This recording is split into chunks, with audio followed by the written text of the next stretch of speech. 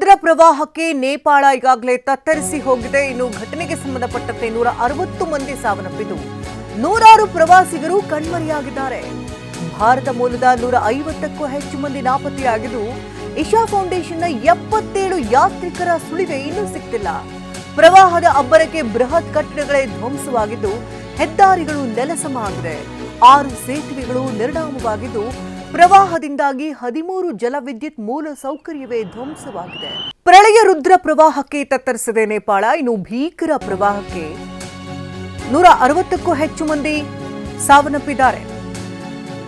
ಇನ್ನು ಪ್ರವಾಹಕ್ಕೆ ತುತ್ತಾದಂತಹ ಸಂದರ್ಭದಲ್ಲಿ ಈಗ ಭಾರತ ಸಹಾಯ ಹಸ್ತವನ್ನ ಚಾಚಿದ್ದು ಭಾರತೀಯ ಸೇನೆಯು ರಕ್ಷಣಾ ಕಾರ್ಯದಲ್ಲಿ ಕೈ ಜೋಡಿಸ್ತಾ ಇದೆ.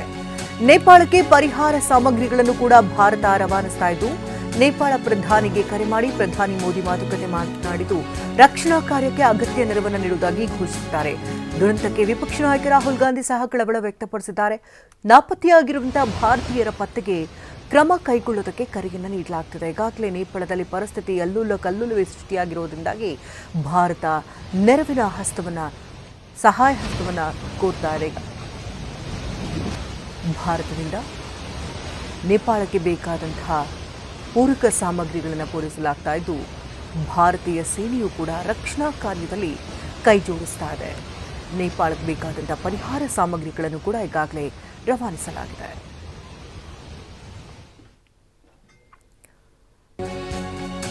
ಈಗಾಗಿರುವ ಅನಾಹುತವೇ ದೊಡ್ಡದಿದೆ. ಆದರೆ ಈ ಮಧ್ಯೆ 2ನೇ ಹಂತದ ಪ್ರವಾಹದ ಮುನ್ಸೂಚನೆ ಸಿಗ್ತಾ ಇದೆ ನೇಪಾಳಕ್ಕೆ.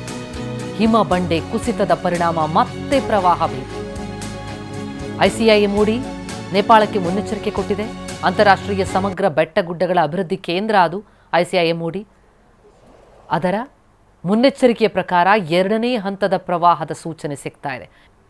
ಈ ನೇಪಾಳ ಜಲಪ್ರಳಯದಿಂದಾಗಿ ಭಾರತಕ್ಕೂ ಕೂಡ ನಡುಕ.